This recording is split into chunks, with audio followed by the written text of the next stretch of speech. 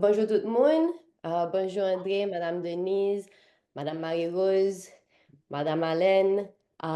Thank you everyone. Welcome here today with us. We're very excited to have you here and to have our partners from the Center of Nutrition and Education for Women and Children, the CNUC, joining us from Haiti, from Cap-Haïtien. So welcome to From the Field, our second webinar. Those of you who were not able to join us last time, the first webinar was with our partners from the DR, our friends at Ascala and Pladesculpa. We were sharing updates about the impact of the recent changes to immigration and citizenship laws and how these impacted communities of Haitian descent. If you were not able to join the meeting or to listen to the meeting, I'm going to put the link here in the chat for you. So if you want, you can have access um, to this webinar. It's also available on our website. So my name is Piera Spinelli Barrile. For those of you who don't know me yet, I am Region's Meal and Communications Coordinator. I have been working with Region for about 5 years now, maintaining relationships with our partners in Haiti, our supporters here in Canada, taking care of social media and other comms related tasks like from the fields today. Um, so before we start diving in the conversation with our partners, I just wanted to briefly, once again, reintroduce you our mission and vision. So as you know, Ration works in partnership with communities in Haiti and the Dominican Republic to reach their goals in sustainable development and social justice. And today we will be talking with our partners from the CNUC in our effort to carry on our dignified storytelling approach. Um, I'm going to try to speak slowly so that André is going to be able to translate for our partners in Haiti in Creole. So André, please let me know if I'm going too fast so that I can slow down. Um, and so yes, and so we with this dignified storytelling approach, we love to sharing story directly from the ground with the dignified storytelling lens. So coming directly from our partners, sharing update from them on their efforts to achieve sustainable development and social justice. As you know, as some of you might know, we work with partners mostly in Haiti and the Dominican Republic. Today, our partners are joining us from Cap-Haïtien, which is the second biggest city in Haiti. It's far enough away from the capital, and so I believe André is going to be able to talk to us more about the impact of the insecurity and the political crisis at the moment in the country. So yeah, so Cap Haitian is in the north. Our other partners in Haiti work in Saint Marc, which is more of a rural area closer to the capital. But today we will be having our conversation with our partners in Cap Haitian. So today's focus, we wanted to bring a little bit closer Haiti and Canada. I mean, we know that in Canada, schools have just started. Same thing in Haiti as well. Schools have started. So we wanted to have a webinar that is fueling mind and feeling plate. So we want to bring a little bit of updates about the education programs in Haiti, but also about the nutrition program, because one of the central aspect of the center of the CNUC is this connection between this holistic approach, if you want, between different aspects of education, nutrition, microcredit, and so on and so forth. So we wanted to bring together to show you a little bit how the nutrition and education program works together and how this is how our partners at the center are working with communities in Haiti. So for over 30 years, they have managed to support families, care for children, offer literacy classes to parents, create spaces for young and adults to develop skills and more. And so we are very honored and proud to be able to partner with the CNUC. And so we we're looking very forward to this conversation today. So today's focus, as I said, we're going to be focusing on three main areas of the center. So the nutrition program, the adult literacy program, and the adult life skills program. Very briefly, the nutrition program treat malnourished children from age 9 to 59 months old, returning them to normal body weight and health stage of development. When we talk about normal body weight and health stage of development, we talk about the standards that have been put by the World Health Organization. These are the standards to which the center refer to. Children who also need medical treatment also receive attention from the doctors and from the nurse. The adult literacy program allows adults to receive education, but it also provides them with means to acquire leadership skills, financial literacy, and improve their capacity to participate more actively in society. So the interesting thing is that the adults that participate in the adult literacy program oftentimes would have their children in the nutrition program. So being able to, if you wish, drop the children to the nutrition program and then go into adult literacy program allows them then to also be able to reach other of their day-to-day activities that they wouldn't normally be able to do.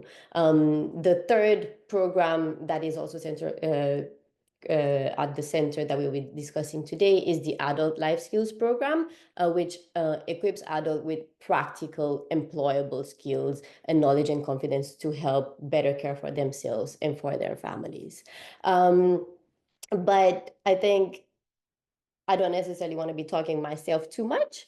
So I want to be introducing our panels today. So if that's okay with you, I'm going to pin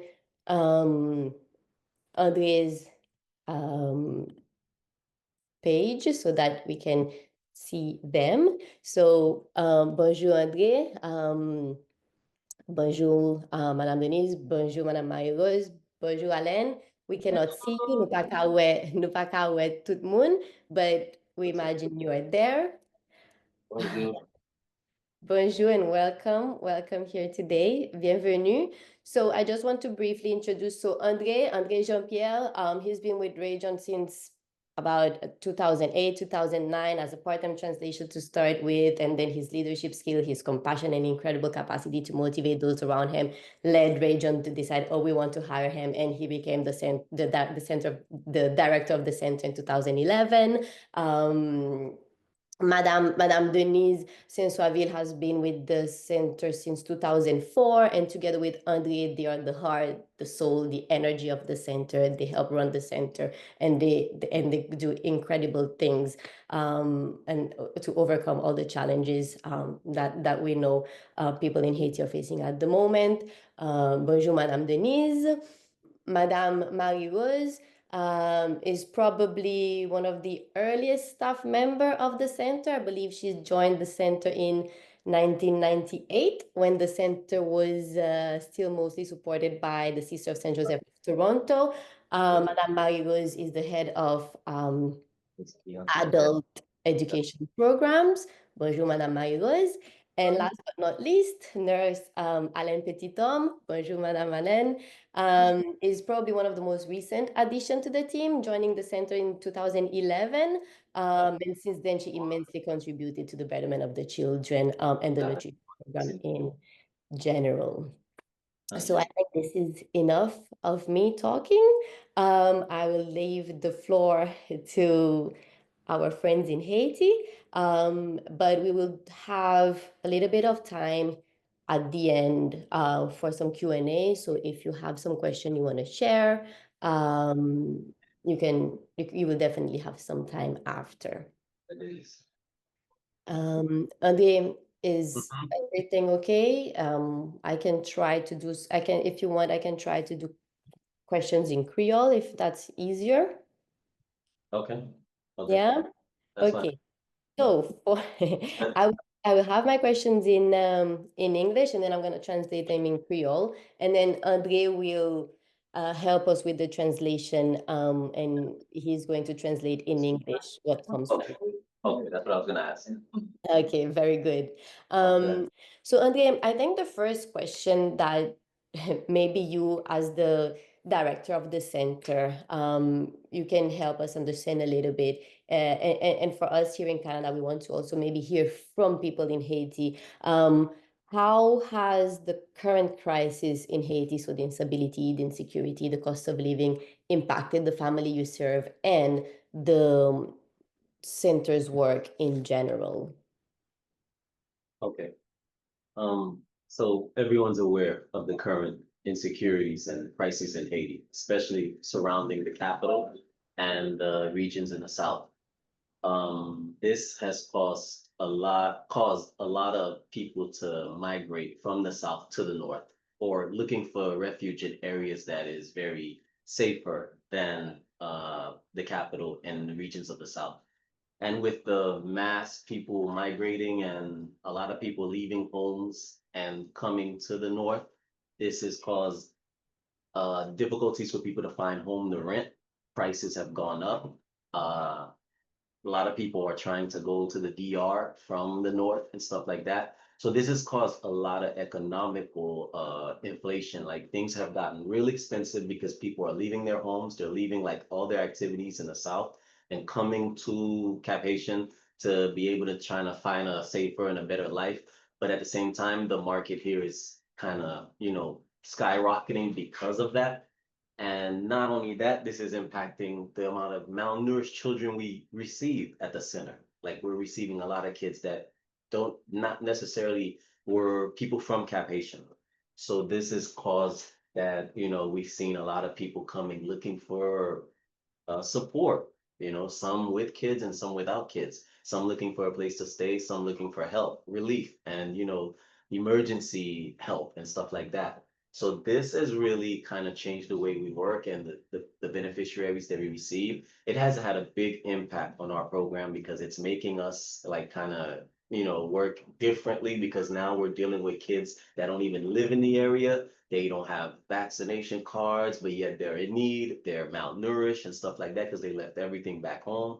And like as a whole, it's really like taking a toll on Cap-Haïtien.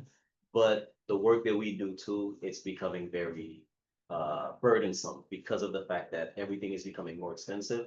Food that we buy to try to feed the kids at the center is getting more expensive in the market. Transportation, gas, and everything is just going up. So it's really having a big impact on the work that we're doing. Right, right. So what it seems to me is that there's been a lot of impact on immigration and on the cost of living, on the economy of the life in general in Cap-Haïtien, but the security situation in the area is not as bad as we hear in the news. That is being Yes, exactly. If the team has anything to add at any point, they can add. Okay. Okay, thank you. And so a little bit, I think what we wanted to understand was a little bit the situation in general. And then I want to go now more in detail on the program. So my next question is going to be for Madame Denise. And so looking at the center, looking at the programs, and so in particular the nutrition program and the adult program, we know that these programs include different types of training like financial management, parenting, women empowerment. Can you tell us a little bit about this approach, this holistic approach, and why is it so important? And how are participants involved in the choice that the center makes on the training they offer? I think one of the things that here at Region and in Canada we really like is this holistic approach and the participatory approach that you use in your programs. So we would like to hear a little bit about this from you as head of programs. To start off and let you know about the last part of your question is how we have a participatory way of making choice of what trainings and stuff we give to the parents. We usually meet up with the parents that are in the program. Oui, gen yon pil nan paran sa ou ki pa gen kapasite vreman pou yo ka jere finance la kay yo. And a lot of times we notice some of the things that, you know, these parents are lacking in as far as like financial management and making choices at their house and their families. So we kind of notice a few things ourselves. And many of them are young parents that had kids before they were 18 years old. And we noticed that they didn't finish school. So we think that this is a good time for us to really spend time to educate them. On the life skills classes, we usually sit down with everyone and together kind of plan out what type of training they're interested in, as well as what type of training we think would be good. Nou pa jom fè anyen an deyo de participant. Yeah, so we don't usually like make decisions without them, and we usually meet up with them and, you know, see what would be good for them and what would be able to help them make money also. Yeah. He's gonna add. Ok, na pale sou gestion finansan. A lot of times, many of the people that come to the program are in difficulty to kind of manage a business. They always are eager to start something up. Before we kind of give them a support, we always make sure that they understand what they're gonna do. And a lot of times the kids are left in the grandma or grandparents' hands and they don't have really time to kind of take care of the kids. And one of the things we usually do in the trainings that we do in International Women's Day is make sure we tell them that even if the father of the child leave them and they're a single parent, they can still, you know, come out successfully in the way that they're raising their families. Yeah. I would like to add something to what Denise is saying concerning the holistic model. One of the things about the center is we work kind of like a lot of other organizations like around nutrition, but we don't like the orphanage model where you break up families. So our model is really to help the child, help the mother, help the brothers and sisters, and try to keep the families together. So that's why we have the mother or the parent can come and learn how to read and write. The child is getting nutrition. The other kids are, you know, there's always something going on to try to glue the family together. Because that's what we don't want people to just drop their kids off to us and we take care of them. We don't believe in that model. Yeah. Mhm. Go ahead. Thank you for sharing this.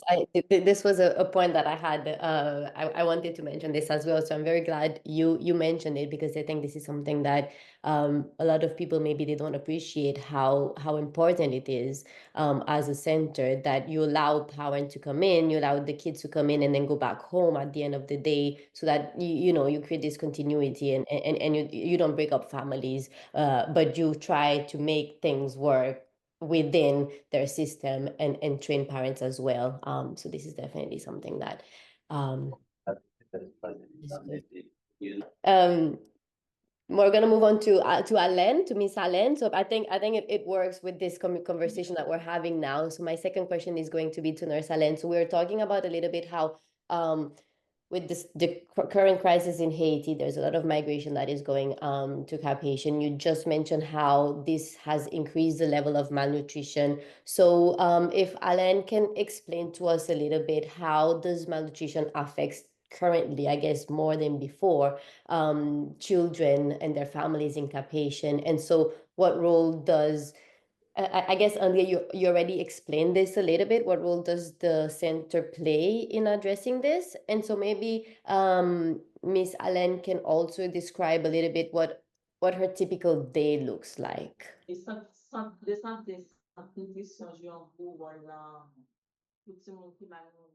Malnutrition is a sickness that affects children in different ways, not only physically, but mentally, and kind of makes them not able to kind of have, you know, mechanics and motor skills that they need to kind of develop in different ways.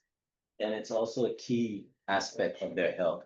And when kids have a low or bad immune system, it's easy for them to get any kind of diseases that could, be harmful to their lives. The center plays a very big role in malnutrition and Cap-Haïtien because most of these kids wouldn't have like a doctor to consult them because the parents wouldn't have the money to have that. They wouldn't get the meals that the 3 times a day that they get at the center and stuff like that. So these things are things that without the center, these kids would probably, be in bad condition. When the kids get food and medication and the things that they need properly, that gives them like a chance to be in better health. And malnutrition not only plays a role in their physical health, but also their mental health and all kind of other issues that could develop because of that.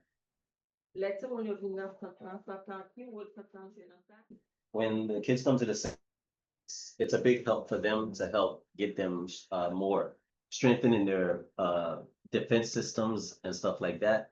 And not only that, but it also prepares them for school as they like interact with different other kids at the center.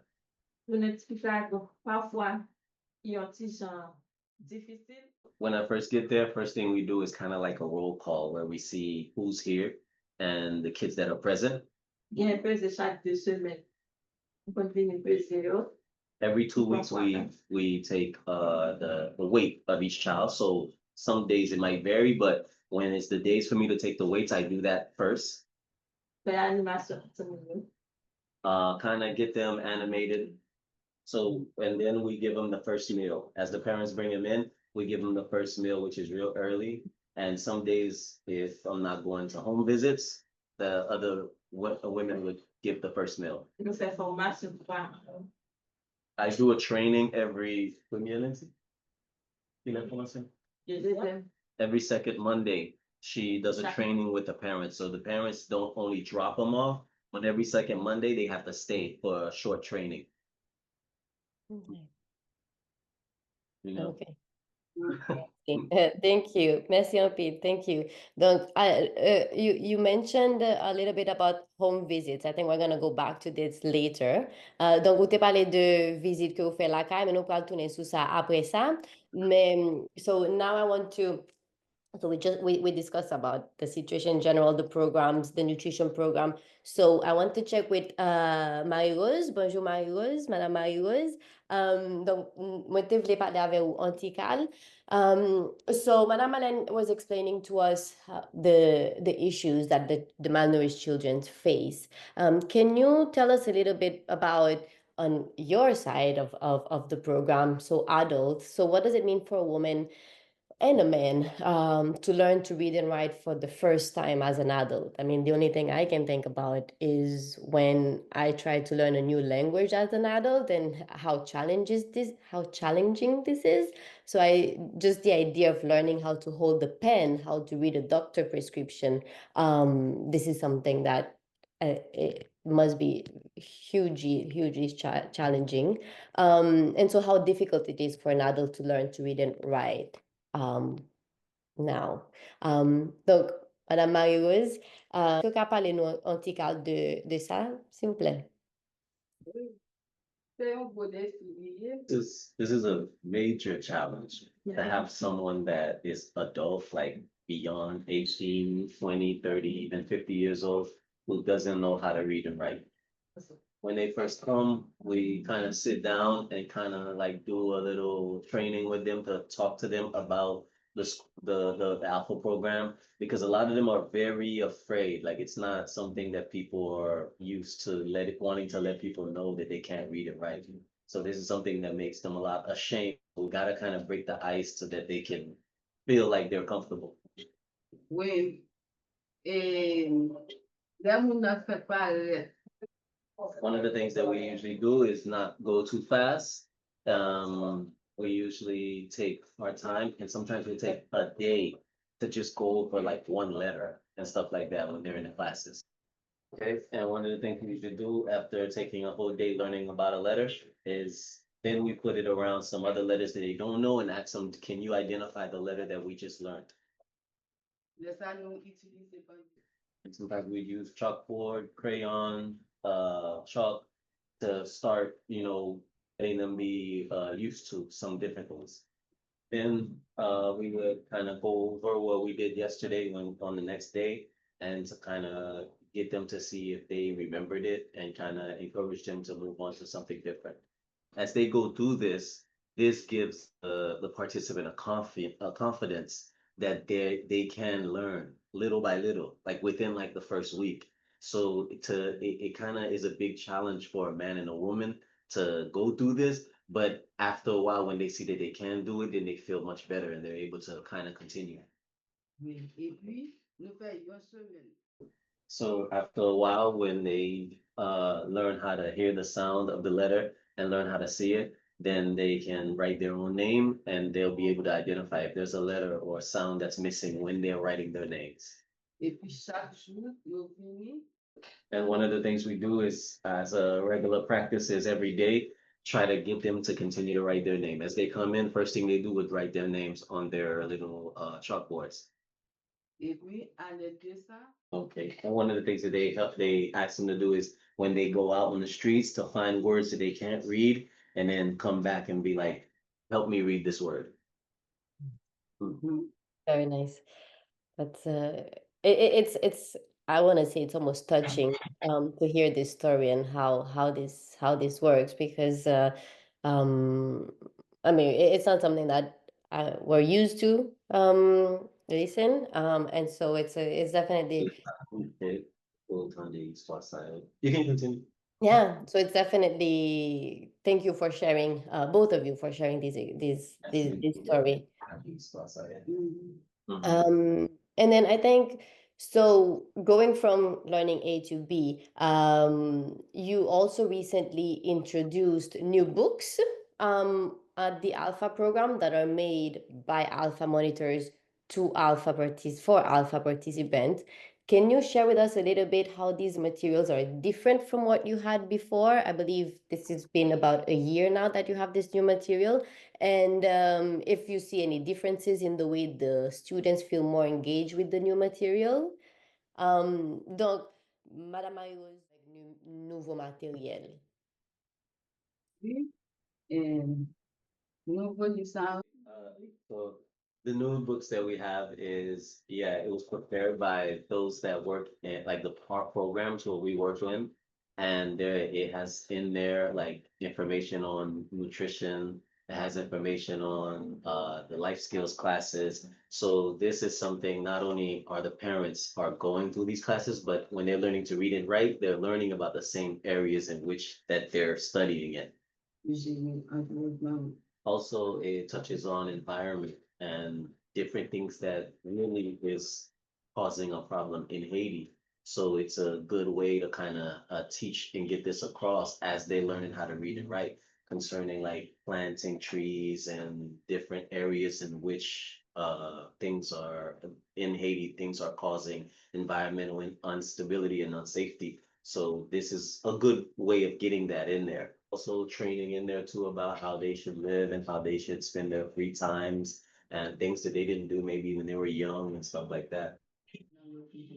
Yeah, she said the old books were good, but it's just these books are more like contextualizing what the people are going through when they come in our programs. But there are still some good stuff that was in the old books that we used to use. Okay. Yeah. No, it's interesting for us because we know that uh having books that are created more tailored to the program is something that might be even more interesting for participants to learn. And the fact that you have different topics that you include. So you said some training, you said some environment, you said some nutrition and all sort of different aspects that the center also addresses is definitely something that is must be interesting for the participant once they go through the first stage of being able to define which one is an A and B and a C. But so I guess this is something that you would just start then from level 3 or 4. Yeah. Yeah, I see. And so Alain or Miss Alain, a little bit in the same way that with Madame Marie-Rose, we looked a little bit how things are changing. Can you share with us a little bit how the nutrition program has changed over time, and what are you doing today to make the program more sustainable and impactful? I know that you just mentioned earlier about home visits. Is this something new? Is it something that you used to do before? How these have changed? Donc, Madame Hélène, donc, même chose que nous t'ai fait kounya avec Madame Mario, est-ce que tu as parlé un petit cal de nouveautés, s'il te plaît? Oui, pate kon gen médecin pou yo, kon a gen médecin pou yo. Wasn't before there wasn't a doctor on hand for the kids. Now there is a doctor on hand. There was a time where we didn't do visits at all because of how dangerous things were, but now we picked that up and kind of that is going on, home visits. We also seen that there's a change in the health of the children because of that. Also, there's trainings that's being done now to Okay. kind of help the parents understand more when they're at home. Also, the trainings have given the parents a chance to be able to understand better the work that we're doing at the center and how they continue it at home. Epi nou kreye pou WhatsApp pou paran yo. Also, we've created a WhatsApp group with all the parents that, you know, some of the staff are on there so that if there's anything going on, we can kind of communicate to them real rapidly concerning the program. And so you said a home visit used to happen before, I guess before this whole situation of instability happened a few years ago. And then now recently you resumed that. How do people react to when you go to their homes? I mean, do they feel uncomfortable, or do they actually appreciate? I mean, how can you how does it, if I'm thinking here, when if you have a doctor that comes to your house, not everyone would necessarily feel comfortable to have people coming to your home. But in general, other than that, I assume that families having the chance to have a nurse come to their home, they must be very happy to see that. But I imagine that this also changes a little bit the way you address the malnutrition, the way you address the disease, if there's anything. Donc, vous t'ai dit que qui ça a changé? Pou visit la nou fè visit la kapan ou gen nou kontan. When we visit the parents during the home visits, a lot of them are very happy and they're comfortable with it, but some are not that comfortable because they're looking at the conditions that they're living in, the size of their house and stuff like that. They don't feel too comfortable.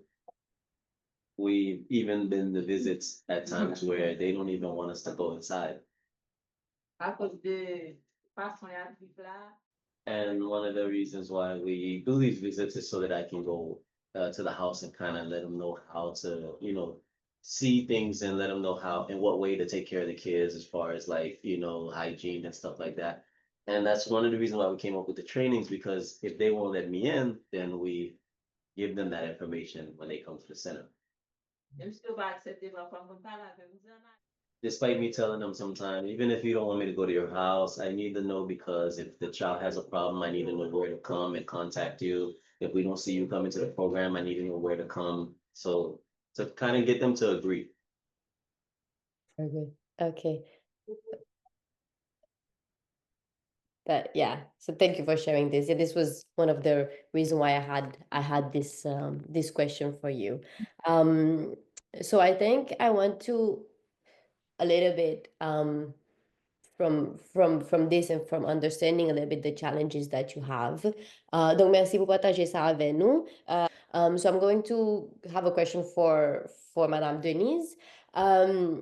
So what kind of challenges do participants face in attending the program? So we know there's transportation, family obligation, insecurity, but what type of challenges can you, are the main challenges that there are? And also, especially in situation of crisis, what do you do to ensure the continuity of the program for the participants? I remember that a few years ago, over Christmas time, there was a situation where the center had to close, but I remember that you still found some ways to reach out to the participant, even if they could not come to the center. So can you just let us know a little bit, what do you do? What's your plan B when things cannot work as they normally do? Donc, Madame Denise, est-ce que vous parlez de un petit cas de qui qualité comme vous supposé marcher? Ok. Et premier difficulté, c'est transport. The first challenge is transportation. The center itself is in the middle of the city of Cap-Haïtien, but a lot of the people that come to the center are living like in the mountains or around and about urban Cap-Haïtien. So it's a little distance where they would have to take transportation. And because of the transportation being very expensive right now due to gas, it's because the parents feel like they have an obligation to come because their child is in a malnutrition program where he needs the treatment. So that's why they come. And some of them sometimes come walking. And that's why revamping up the home visits was a very good idea so that we can know exactly where these people live and come from to see the distance. We have a rule that, you know, the parents should be here with the child at 8 o'clock in the morning. Sometimes there's parents that come close to 10 o'clock. Parfois, les ou pas gen l'argent machine, ou obligé pour route la pied. Sometimes when they don't have the money to pay for transportation, they come on foot. And sometimes when we go to these visits, the nurse, myself, or other staff members, when we see the distance that this person is coming from, then we have a meeting and seeing how can we consider this case. Same thing for the people that are in the Alpha. Gen nan ou ka fè ti commerce nan la rue, commerce promene. Some of them are selling commerce on the streets or walking around vendors. Et yo obligé vini à 2 heures nan programme nan. They should be here at 2 o'clock in the Alpha program. Et que yo gen famille, yo responsable, ti moun mari. And they have families that they're responsible for, kids, husbands. And because they have, despite them having family obligations, they still come to the center, even if they don't come exactly at 2 o'clock or at 2:30. As far as insecurity goes for Cap-Haïtien, even though there are sometimes where there's issues, but it's not the same as the capital. And since Cap-Haïtien has more people coming from other departments of the country coming to live here, there's always like moments where there are, you know, people in the street kind of like snatching purses and stuff like that, but it's not as bad as the capital. As far as how we deal with the crisis moments, one of the things we always do for each participant that come to the center, we always make sure that we have their contact information. We always make them feel like the center is their home. And we always try to make sure that we collaborate and support them in any way that we can. If there's a distribution going on, even if the person doesn't come, we call them and share it with them. Example, the nutrition program, the nurse always keeps contact by phone, even when they come to the program, but make sure we always keep like a phone conversation or through the group going on. Alpha and the life skills classes. So Mary Rose usually try to keep contact by phone with them also, like always keeping in communication with our participants. And whatever we're gonna kind of like share or do, we always make sure that everyone's involved and everyone knows what's going on. They always feel like we're a family. Et c'est un nan bagay qui can be sat lan viv. And that's one of the things that keep the center in life. Wow. Thank you. Yeah. No, I know, and it's important. I think in situations like this, it's important to know that you can go somewhere and that it's a reliable place and that you can feel this family feeling. And so I know that for people who are able to have this feeling coming to the center, that must be unique and great. So thank you. So I want to soon we're almost finished my questions. I want to leave some space for you also to ask your questions, but I want to kind of end slowly in a positive note. I have a video that I want to share. We cannot have participants joining us today, so I have a short video from a participant at the life skills program, and then I will end with Madame Marie-Rose and the nurse, just to have, you know, a little short success story that maybe you can share with us. I'm going to just quickly share my screen. Bonjour. Comment est? Comment est? You doing? Et qui programme vous fait participer? Programme? Oui, et c'est là. En continu. Ok, na classe côté, qui est mon professeur? Madame. Marie-Rose. Ok. On connaît nos professeurs. Ok. Eh bien, nous voulons continuer à ensemble avec vous comment on va évoluer dans le programme de l'OCA. Est-ce qu'on veut un programme? Combien de temps dans le programme? 3 mois. Qui sont apprendre dans 3 mois ça? Bon exemple. Dis-moi ce qu'on va faire dans 3 mois. Non, je dis, il y a temps apprendre à faire ça dans 3 mois. Oui, oui, c'est pas feliz. Você não vai ver na gente, Ça, comment vous faites? Et beaucoup? né? Ça veut dire 3 mois. 3 mois, mais apprendre à faire juste ça. Et c'est la première fois que vous faites ça.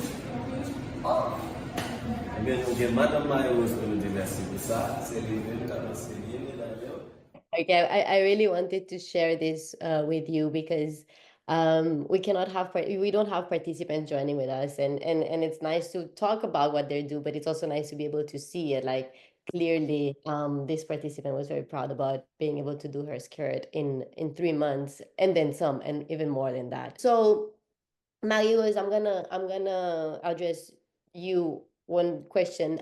So a little bit, if you can share maybe a success story, if you can just briefly introduce the life skills program, and then if you have a success story that you want to share with us. Donc, Madame Marie-Rose, et puis si vous avez une histoire de réussite que vous partagez avec nous aujourd'hui. Bonne soirée ici. There is a woman that was a part of the Alpha program I'm going to share with you, but she only wanted to know how to write her name because she was going to take a loan in a bank, but the bank said they wouldn't give her the loan if she couldn't sign her name. And she was thinking about having her child come with her to sign for her. But every time the child would sign for her for the loan, she had to give him $500 Haitian. Fait que les filles qu'on centre là existait, ils venaient là-dedans. But when she heard about the Alpha program in the center, she came. But none of her family members knew if she came here. And every day she would go in her room and privately study her lessons that we gave her and not let her kids know. And when it was time to take out another loan, she went without her son and she signed herself. And the son said, "Mom, why didn't you take me to the bank anymore?" The mom said, "I can write my name now. I don't have to pay you anymore." And it was after that she came and shared this story with us in the Alpha program about her child making money off of her for not knowing how to read and write. That was a major expensive challenge that we delivered her from. That. That's great. Thanks for sharing this. Merci pour partager ça avec nous. I guess the mom was happy, but the child wasn't happy about this success. That's funny. That's great. Thank you. Alan, any story you want to share with us? Any final success story that you have from the children at the nutrition program? Oui. There was a child that came to the nutrition program named Naika. She was very frail and very, very underweight. She couldn't even drink milk. We had to put it in a syringe. Then she started getting better, but after a while she relapsed and got worse. And after a lot of consultation from our doctor, patients, and her food and stuff, she finally started to come around. And then when she started getting strengthened in her bones, she started holding on to the cribs and started walking. And now every time we bring the milks to the table, she would be the first one to run and hang on to the milk first before all the other kids.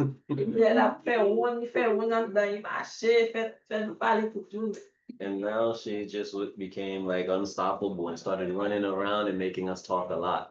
I think that was a success story for us. And also the parents were happy.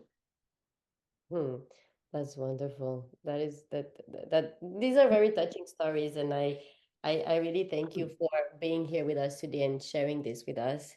because there's only so much that we can appreciate by reading reports, but being able to chatting with you today is very important. So thank you for taking your time to share with us. We have maybe 15 minutes. I don't know if anyone had some question you wanted to ask the team. And then Andre and Denise, if we also have some final remarks, some nice success story you want to share. I just want to kind of leave this open for everyone to ask any question. So I don't know if there was any questions in the chat. Anything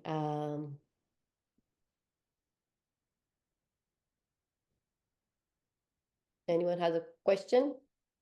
Hi, Jane. I see that you put your video off.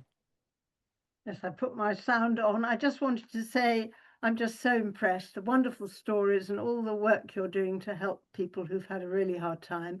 And it's just very impressive sitting here in London, England, hearing what you're doing in Haiti. So wow. A small question. How do you communicate? Do they have mobile phones? I think that's for you. You're on mute. Sorry, I was translating while Jane was talking. They have Okay. mobile phones, Jane. Good. Sorry, they all have telephones, all the participants? Not all of them, but majority. Yeah. Some of the parents do have phones, some don't. Some don't have like intelligent phones, like smartphones. They got like these little small Busby phones. Yeah. Thank Yeah, you. but that's a fair question, because this is something that you would find oftentimes when you go to. So it is fair. It is fair. I agree. Yeah, no, because oftentimes you would go in a remote area and you would imagine that they don't have food, they don't even have phones, but they will make sure they have a phone. So, so that's definitely a good point. And then so even when you're not able to read and write, I guess being able to communicate over a phone means that you can send a voice message or you can call someone. So that also helps bridge that Yeah. gap. Yeah. Yeah. Very Okay. good question. Thanks.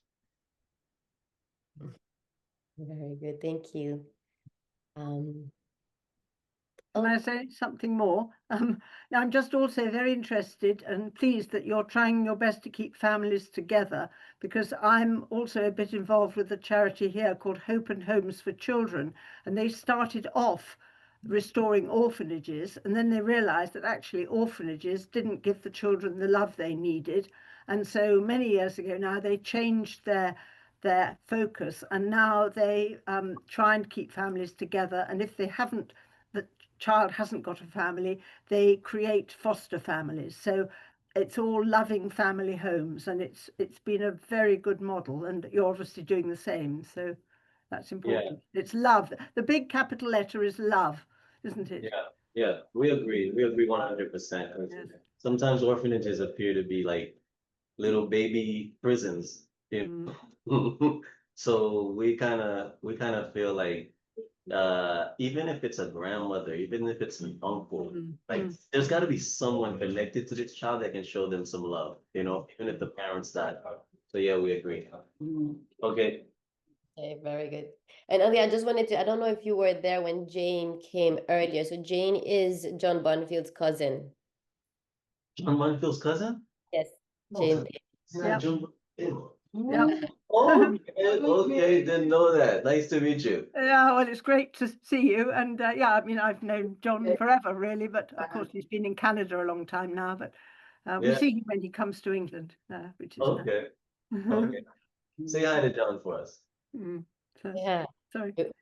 We tried to make this big world a small world where we can all kind of talk and get away from this distance and get the use of this technology to keep us closer. That's so important. Yeah. And do you have any final remarks, Denise? Me personally, I would just like to thank everyone that was on this webinar. And we appreciate you taking the time to find out what we're doing on the ground here in Cap-Haïtien. I mean, we're here every day, we're working hard, and it's good sometimes when people find out what we're doing, because we feel we're doing some real out there in the way that it should, but we appreciate doing it because we're doing it for our.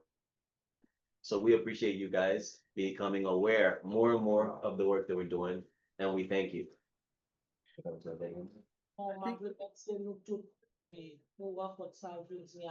I would like to thank everyone that was a part of this webinar, and we thank you guys for like congratulating us on the work that we're doing, and we hope that you guys will continue to collaborate with us more and more. The Thank big you. thank you is to you. It's wonderful what you're doing. Thank you. Thank you, So Jane. I just want to finish by thank you all for being here today.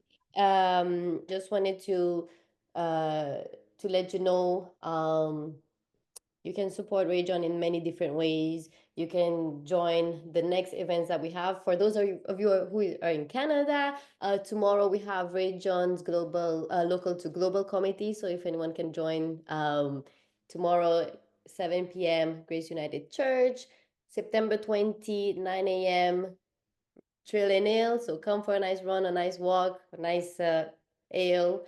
November 22nd, curling event for Region. Again, save the date, put it on your diary. There's many more events that are happening. You can have a look at our website. You can support us by joining committees, participating in event. There's a donate button on the website that you can donate to. And you can follow us on social media, Facebook, Instagram, or anything else. So that's it from me. Thank you all. Merci en pile. Merci tout le monde. Merci Madame Denise. Merci Madame Marie-Rose. Merci Madame Alain. Merci André Jean-Pierre. Thank you, Vic, for assisting me on the back end. Thank you everyone for joining us today, and I guess have a good rest of your day or good evening for those of you who are not in Canada or in this part of the world. And we'll see you at the next From the Field number 3. Thank you, everyone. Okay. Bye-bye. Bye tout le monde. Merci en pile. Merci. Okay. Bye. Thank you, everyone. Bye-bye. Bye-bye.